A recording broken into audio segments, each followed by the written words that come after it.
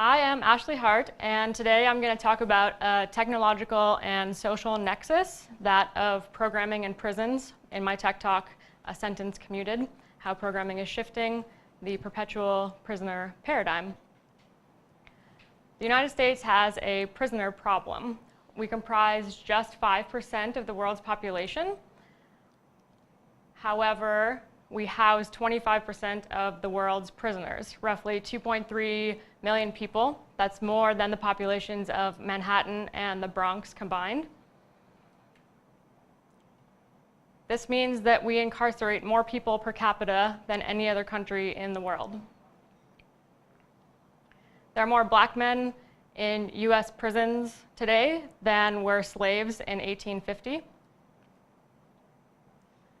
Our criminal justice facilities house parents of almost 3 million of our community's children and have become the largest mental health provider in our country. So why do we have so many prisoners and why are they there? There are 3 major facets that contribute. 1 is the war on drugs, 2 is mandatory minimums, and 3 is privatized prisons. The war on drugs started in 1971 with Richard Nixon declaring drug abuse public enemy #1, which resulted in a variety of policy changes that contributed to an exploding prison population.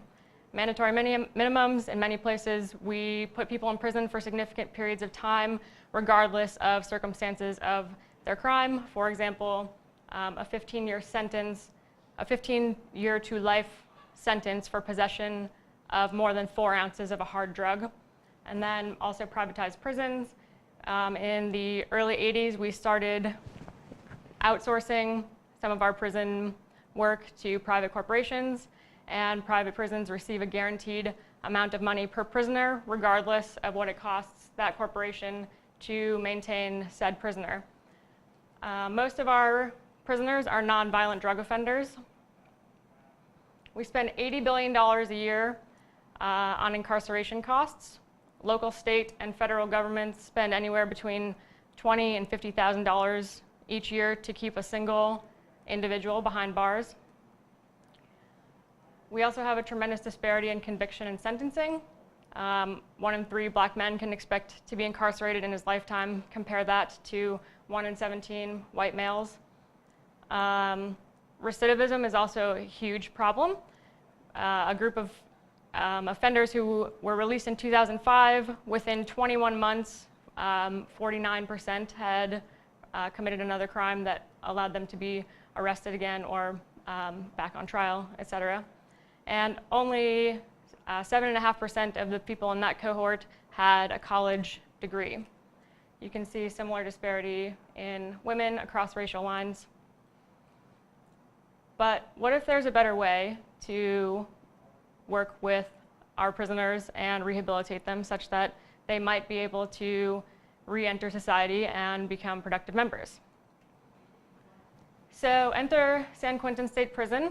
It's a prison that's just north of San Francisco. It's California's oldest prison, the state's only death row prison for male inmates, and happens to also be the United States' largest capital punishment facility. In 2010, a venture capitalist and his tech exec wife created a San Quentin-specific 6-month-long business and entrepreneurship nonprofit called The Last Mile. They work with a spectrum of inmates. They ask their students to create a business around a personal passion, and then subsequently teach them how to build a business plan. Many convicts are indeed entrepreneurial, however, not in ways that contribute to a productive society.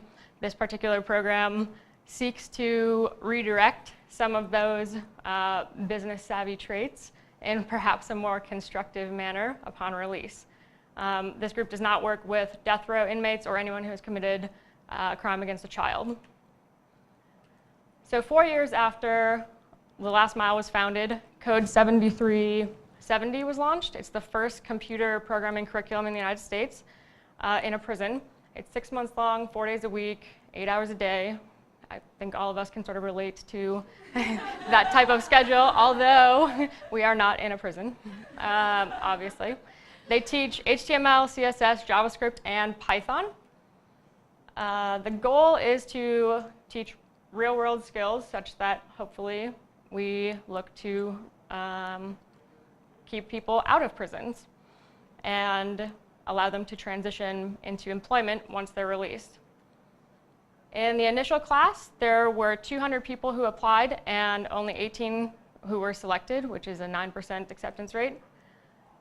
There's one inmate who actually asked for an extension of his sentence. He asked his parole board for a one-year extension because if he was released, he wouldn't have the skills that this program offers him and wouldn't have access to any other resources in the community he was about to re-enter to acquire those skills.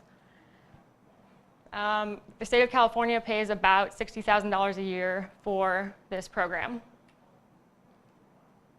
So teaching programming in a prison is a lot of things, including challenging.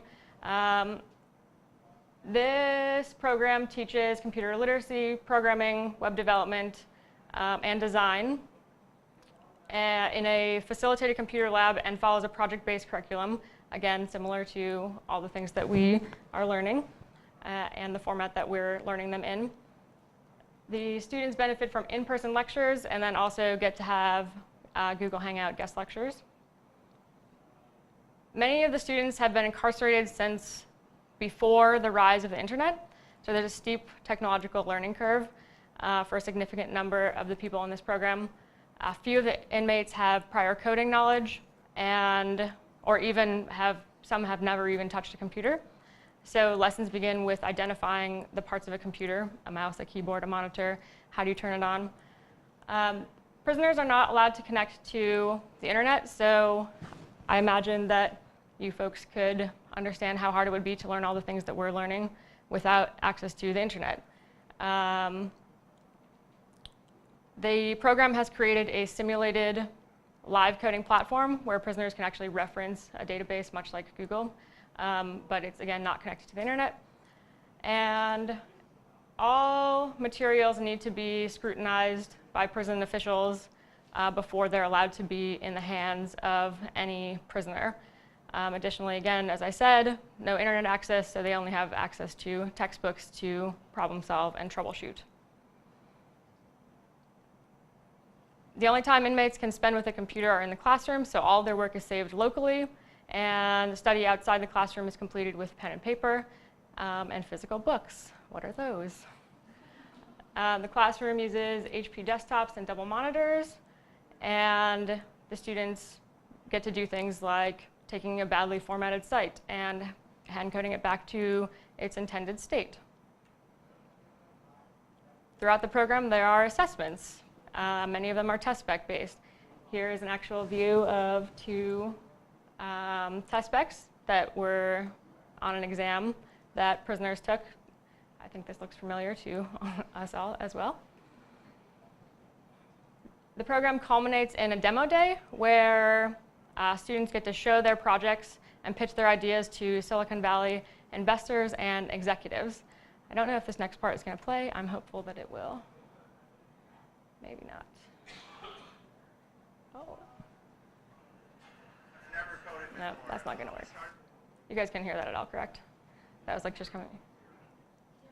Oh, you can hear it there. Okay. Here's a student presenting his app at Demo Day, much like we will do in the coming weeks. So what is happening with this program? Its curriculum is going to be expanded and introduced into 5 more prisons in California this year alone. And 2 of those prisons will be women's prisons. And the organization's leaders are looking to create a national program that can be deployed within the next 5 years.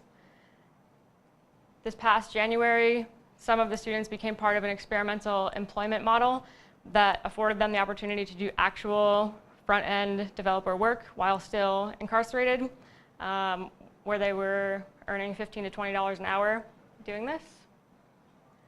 0% of the people who have graduated from this program have gone back to prison. Compare that to the 50% I talked about earlier who reoffended and were back in prison within 21 months. They do have an opportunity to pitch their ideas to venture capitalists As of today, no one has secured funding, but everyone is hopeful that that might happen at some point. And there's a really cool video that you can check out about this organization and its work and this particular program. If you wanted to learn more, you can visit the link there. Here are a lot of resources. And that's all I have for you. Thank you.